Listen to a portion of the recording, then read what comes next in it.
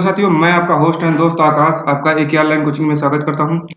देखिए, मैं आपके लिए लाया हूं 2021 का जो प्रथम पाली में एग्जाम हुआ था सीटेट का, उसका क्वेश्चन है जो कि आगामी परीक्षाओं में पूछे जाने की संभावना अधिकतर हो सकती है, क्योंकि सीटेट कोई भी क्वेश्चन पूछता है तो सीटेट हमेशा अधिकतर क्वेश्चन क्या होते हैं, पिछले साल के क्वेश्चन पेपर से ही पुटअप कर देता है। तो इसलिए आपको प्रीवियस ईयर के पेपर को दोहराना आवश्यक हो जाता है।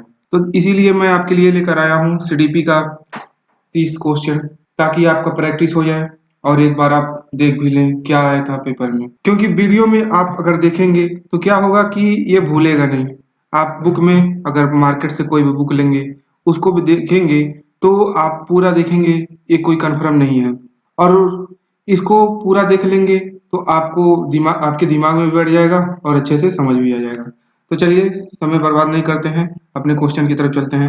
हाँ, और एक बात और, अगर हमारे चैनल पे आप पहली बार आए हैं तो हमारे चैनल को सब्सक्राइब करें और अपने दोस्तों के साथ भी शेयर करें। और अगर कोई आपको क्वेश्चन या क्वेरी करनी हो तो आप हमें कमेंट बॉक्स में मैसेज कर सकते हैं या हमारे टेलीग्राम चैनल को ज्वाइन कर सकते हैं, जहाँ पर आपको कोई भी समस्या का समाधान दिया जाएगा। चलते हैं अपने क्वेश्चन की तरफ।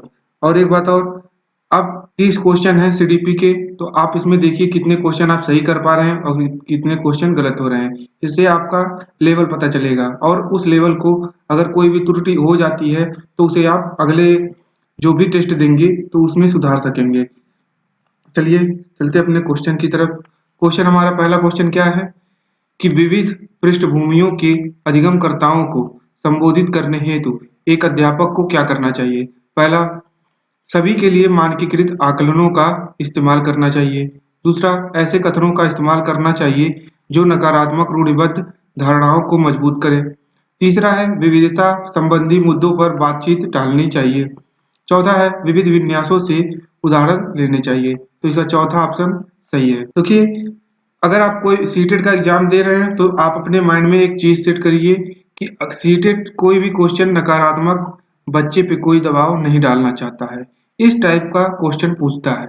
तो इसलिए जो भी ऑप्शन पॉजिटिव हो वही आप आंसर टिक कीजिए। तो चलते हैं अपने अगले क्वेश्चन की तरफ। दूसरा क्वेश्चन है, समस्या समाधान क्षमताओं को किस प्रकार सुसाध्य किया जा सकता है। पहला है, समरूपों के इस्तेमाल को बढ़ावा देकर।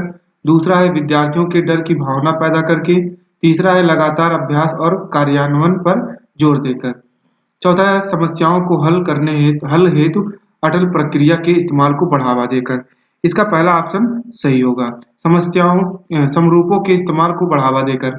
अगला क्वेश्चन है, अधिगम कठिनाइयों से जूझते बच्चों यानी छात्रों की जरूरतों को संबोधित करने के लिए एक अध्यापक को क्या नहीं करना चाहिए। यहाँ पर देखिए डैश बनाया हुआ है, यहाँ पर क्या कहा है, नहीं करना चाहिए, नहीं पर ध्यान में देना है। पहला ऑप्शन है व्यक्तिगत शैक्षिक योजना बनाना। दूसरा ऑप्शन है शिक्षा शास्त्र और आकलन की जटिल संरचनाओं का प्रयोग करना। दूसरा है दृश्य श्रव्य सामग्रियों का इस्तेमाल। चौथा है सृजनात्मक शिक्षा शास्त्रियों उपागमों का इस्तेमाल। तो इसमें हमारा दूसरा ऑप्शन सही होगा। चलते अपने नेक्स्ट क्वेश्चन की तरफ। नेक्स्ट क्वेश्चन क्या है, सृजनात्मकता की पहचान का प्रमुख लक्षण क्या है। पहला, अति सक्रियता, असतर्कता। तीसरा है कम परिज्ञानता या बोधगम्यता। चौथा है अपसारी चिंतन। तो चौथे का चौथा ऑप्शन सही है, अपसारी चिंतन। अगला क्वेश्चन है, निम्न में से अध्यापन अधिगम का सबसे प्रभावशाली माध्यम कौन सा है। पहला है विद्या बिना विश्लेषण के अवलोकन करना। दूसरा है अनुकरण या नकल कर और दोहराना। विषय वस्तु को यंत्रवत याद करना। चौथा है संकल्पनाओं के बीच संबंध खोजना। तो इसका भी हमारा चौथा ऑप्शन सही होगा। अगले क्वेश्चन पे चलते हैं। अगला क्वेश्चन क्या है, एक अध्यापिका को दिए गए किसी कार्यकलाप में छात्रों की विभिन्न त्रुटियों का विश्लेषण करना चाहिए, क्योंकि पहला है इसके आधार पर वह ज्यादा त्रुटियां करने वाले छात्रों को दूसरे छात्रों से अलग कर सकती है। दूसरा ऑप्शन है अधिगम केवल त्रुटियों के शोधन पर निर्भर करता है। तीसरा ऑप्शन है इसके आधार पर वह दंड की मात्रा निर्धारित कर सकती हैं। चौथा ऑप्शन है त्रुटियों की समझ अध्यापन अधिगम प्रक्रिया के लिए अर्थपूर्ण है। तो इसमें हमारा चौथा ऑप्शन इसमें भी सही होगा। तो चलते हैं अपने नेक्स्ट क्वेश्चन की तरफ। 7वें नंबर का क्वेश्चन है, अधिगम की अभिप्रेरणा को किस प्रकार कायम रखा जा सकता है? पहला ऑप्शन है बच्चों को बहुत आसान क्रियाकलाप देकर, दूसरा है यंत्रवत याद करने पर जोर देकर, तीसरा है बच्चों को दंड देकर, चौथा है प्रवृत्ता अभिमुखी लक्ष्यों पर जोर देकर। तो इसका कौन सा ऑप्शन सही होगा? चौथा ऑप्शन सही होगा। अगला है शर्मिंदगी। शर्मिंदगी के बारे में क्या राय है? पहला है बच्चों को अधिगम हेतु प्रेरित करने के लिए बहुत प्रभावशाली है। दूसरा ऑप्शन है के भाव को अध्यापन अधिगम प्रक्रिया में बारंबार पैदा करना चाहिए। तीसरा ऑप्शन है का संज्ञान से कोई संबंध नहीं है। चौथा है का संज्ञान पर नकारात्मक प्रभाव पड़ सकता है। तो इसका भी हमारा चौथा ऑप्शन सही होगा। चलते हैं नेक्स्ट क्वेश्चन की तरफ। अगला क्वेश्चन है अधिगम का संरचनात्मक विचार यह सुझाव देता है कि ज्ञान की संरचना में पहला ऑप्शन है बच्चे सक्रिय भूमिका निभाते हैं। दूसरा ऑप्शन है बच्चे पूर्ण रूप से पाठ्य पुस्तकों पर निर्भर रहते हैं। तीसरा ऑप्शन है बच्चों की कोई भूमिका नहीं होती है। चौथा ऑप्शन है बच्चे पूर्ण रूप से वयस्कों पर निर्भर रहते हैं। तो 9वें का कौन सा ऑप्शन सही होगा? पहला ऑप्शन सही होगा। बच्चे पूर्ण रूप से क्या होते हैं? सक्रिय होते हैं, यानी सक्रिय भूमिका निभाते हैं। अगला क्वेश्चन है अधिगम के लिए निम्न में से कौन सी धारणा उपयुक्त है? पहला है प्रयासों से कोई फर्क नहीं पड़ता। दूसरा है असफलता अनियंत्रित है। तीसरा है योग्यता सुधार्य है। चौथा है योग्यता अटल है। तो इसका हमारा कौन सा ऑप्शन सही होगा? तीसरा ऑप्शन सही होगा, योग्यता सुधार्य है। अगला क्वेश्चन क्या है? निम्न में से कौन सी परिपाटी विद्यार्थियों में संकल्पनात्मक समझ में बढ़ोतरी करने में सहायक है? पहला है बारंबार परीक्षाएं, दूसरा है अन्वेषण और संवाद, तीसरा है प्रतिस्पर्धा आधारित प्रतिस्पर्धाएं, चौथा है पाठ्य पुस्तक केंद्रित शिक्षा शास्त्र। इसका दूसरा ऑप्शन क्या होगा? सही होगा। अगला क्वेश्चन है 12वें नंबर का क्वेश्चन है बच्चों को सीखने में कठिनाई होती है जब पहला ऑप्शन है अधिगम सामाजिक संदर्भ में हो, दूसरा है विषय वस्तु को बहुरूपों में प्रस्तुत किया जा गया हो, तीसरा ऑप्शन है सूचना अलग अलग टुकड़ों में प्रस्तुत की जाए, चौथा ऑप्शन है वे आंतरिक रूप से अभिप्रेरित होते हैं। तो इसका तीसरा ऑप्शन क्या है? सही है। अगला क्वेश्चन क्या है? अधिगम की सर्वोत्तम अवस्था कौन सी है? पहला है संतुलित उत्तेजना, कोई भय नहीं। दूसरा है कोई उत्तेजना नहीं और कोई भय नहीं। तीसरा ऑप्शन है उच्च उत्तेजना उच्च भय। चौथा ऑप्शन है निम्न उत्तेजना उच्च भय। तो इसमें हमारा पहला ऑप्शन सही होगा। पहला कौन सा है? संतुलित उत्तेजना कोई भय नहीं। अगला क्वेश्चन है बच्चों के विकास की व्यक्तिगत विभिन्नताओं को किस पर प्रतिरोपित किया जा सकता है? पहला है ना आनुवंशिकता पर ना पर्यावरण पर। दूसरा है आनुवंशिकता एवं पर्यावरण की पारस्परिकता पर। तीसरा है केवल आनुवंशिकता पर। चौथा है केवल पर्यावरण पर। तो इसका दूसरा ऑप्शन क्या होगा? सही होगा। अगले क्वेश्चन पे चलते हैं। अगला क्वेश्चन क्या है? एक कार्य के दौरान सायना स्वयं से बात कर रही है कि वह कार्य पर किस प्रकार प्रगति कर सकती है। लेव वाइगोत्स्की के भाषा और चिंतन सोच के बारे में दिए गए विचारों के अनुसार इस तरह का व्यक्तिगत वाक्य क्या दर्शाता है? पहला है आत्मकेंद्रिता, दूसरा है मनोवैज्ञानिक विकार, तीसरा है संज्ञानात्मक अपरिपक्वता, चौथा है स्व नियमन। तो इसमें हमारा चौथा ऑप्शन सही होगा, स्व नियमन। अगले क्वेश्चन पे चलते हैं। मूल्यांकन से संबंधित है। मूल्यांकन पद्धतियों का लक्ष्य होना चाहिए, क्या होना चाहिए? पहला विद्यार्थियों की जरूरतों एवं आवश्यकताओं की पहचान करना। दूसरा ऑप्शन है पुरस्कार वितरण हेतु उच्च अंक प्राप्त करना, अंक प्राप्त करने वाले विद्यार्थियों की पहचान करना। तीसरा ऑप्शन है विद्यार्थियों को नामांकित करना। चौथा ऑप्शन है योग्यता आधारित समूह में विद्यार्थियों को विभाजित करना। तो इसका हमारा पहला ऑप्शन सही होगा, विद्यार्थियों की जरूरतों एवं आवश्यकताओं की पहचान करना।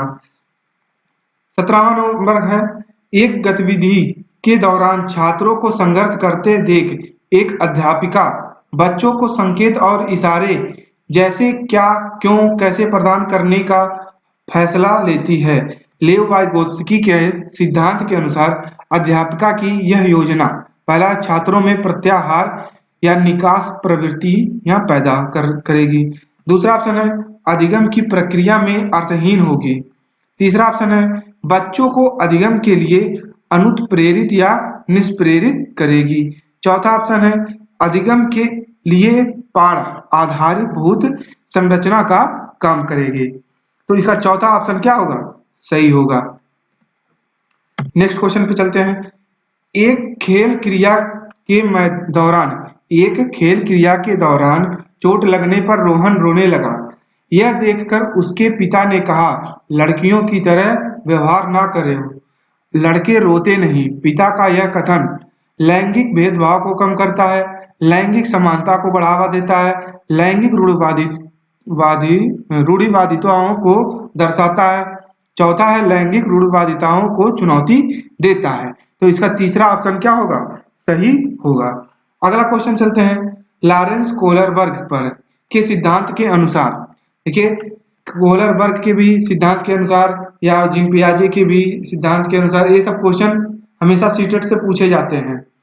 तो इनके जो नियम है, इन्होंने क्या किसके बारे में बताया है, किस व्यवहारवादी है या वातावरणवादी है, ये सबको आपको देखना होगा। एक बार आप देख लीजिएगा, अगर नहीं देखते हैं तो हम किसी वीडियो में उसे भी कवर करेंगे ताकि आपको अच्छे से नंबर मिल सके, ताकि आप अच्छे शिक्षक बन सके। तो अगला क्वेश्चन है, लॉरेंस कोहलबर्ग के सिद्धांत के अनुसार किसी कार्य को इसलिए करना क्योंकि दूसरे इसे स्वीकृति देते हैं नैतिक विकास के चरण को दर्शाता है। पहला ऑप्शन है उत्तर प्रथागत, दूसरा ऑप्शन है अमूर्त संक्रियात्मक, तीसरा ऑप्शन है प्रथा पूर्व, चौथा ऑप्शन है प्रथागत। तो इसका चौथा ऑप्शन सही होगा, प्रथागत। अगला क्वेश्चन क्या है, एक प्रगतिशील कक्षा में, देखिए प्रगतिशील से भी क्वेश्चन आते हैं, प्रतिभाशालिता से भी आते हैं क्वेश्चन, इसको भी आप देख लीजिएगा, इसको आप वेरी वेरी इंपॉर्टेंट कर लीजिए, ठीक है, क्योंकि ये क्वेश्चन हमेशा पूछे जाते रहे हैं और पूछे जाएंगे भी। तो पहला ऑप्शन क्या है, ज्ञान की संरचना के लिए प्रचुर मौके प्रदान करने चाहिए। दूसरा ऑप्शन है विद्यार्थियों को उनके अकादमिक अंकों के आधार पर नामांकित करना चाहिए। तीसरा ऑप्शन है अध्यापक को अटल पाठ्यक्रम का पालन करना चाहिए। चौथा ऑप्शन है विद्यार्थियों में प्रतिस्पर्धा पर बल देना चाहिए। तो इसका पहला ऑप्शन सही होगा। चलते अपने अगले क्वेश्चन की तरफ। अगला क्वेश्चन क्या है, बच्चों के सामाजिकरण के संदर्भ में निम्न में से कौन सा कथन सही है। पहला है समकक्षी सामाजिकरण के प्राथमिक कारक हैं और परिवार सामाजिकरण का एक द्वितीयक कारक है। दूसरा ऑप्शन है परिवार एवं जनसंचार दोनों सामाजिकरण के द्वितीयक कारक हैं। तीसरा है विद्यालय सामाजिकरण का एक द्वितीयक कारक है और परिवार सामाजिकरण का एक प्राथमिक कारक है। चौथा ऑप्शन है विद्यालय सामाजिकरण का एक प्राथमिक कारक है और समकक्षी सामाजिकरण के द्वितीयक कारक हैं। तो इसका तीसरा ऑप्शन सही होगा। अगले क्वेश्चन पे चलते हैं। अगला क्वेश्चन है बहुबुद्धि सिद्धांत से। देखिए बहुबुद्धि का कभी भी जिक्र किया जाए तो कोहलरबर्ग को नहीं भूलिएगा। इसको पढ़ते हैं। बहुबुद्धि का सिद्धांत जोर देता है कि बुद्धिमत्ता को विभिन्न दशाएं हैं, यानी दशाएं सॉरी बुद्धिमत्ता की विभिन्न दशाएं हैं। दूसरा है बुद्धिमत्ता में कोई व्यक्तिगत विभिन्नताएं नहीं है। तीसरा है बुद्धिलब्धि केवल वस्तुनिष्ठ परीक्षणों द्वारा ही मापी जा सकती है। चौथा एक आयाम में बुद्धिमत्ता अन्य सभी आयामों में बुद्धिमत्ता निर्धारित करती है। इसका पहला ऑप्शन सही होगा। अगले क्वेश्चन पे चलते हैं। अगला क्वेश्चन है जीन पियाजे के संज्ञानात्मक विकास के सिद्धांत में पूर्व संक्रियात्मक अवस्था में विकास का मुख्य गुण क्या होता है। पहला है परिकल्पित निगमनात्मक सोच, दूसरा है संरक्षण और पदार्थ को क्रमबद्ध करने की क्षमता, तीसरा है अमूर्त सोच का विकास, चौथा है विचार या सोच में केंद्रीकरण। तो इसका हमारा चौथा ऑप्शन सही होगा।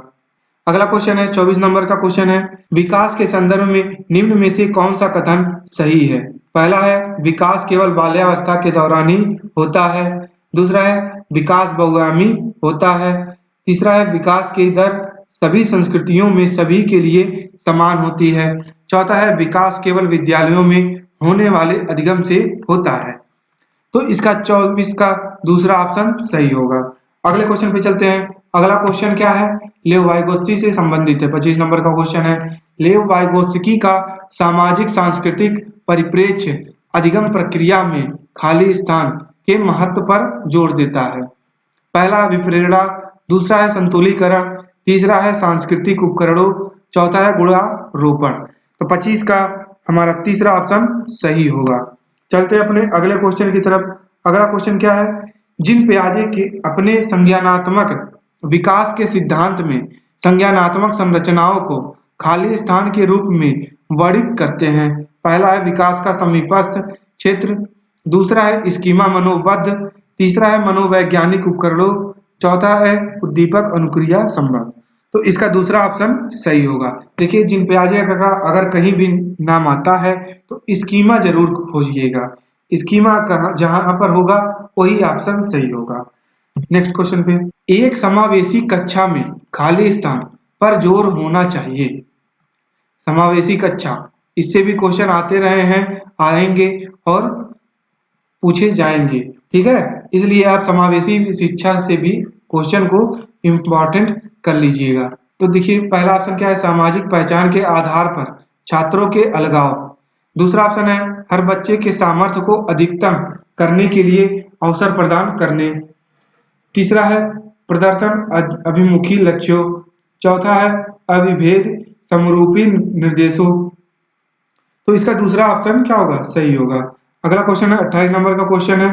दिव्यांगजन अधिकार अधिनियम 2016 के अनुसार निम्न में से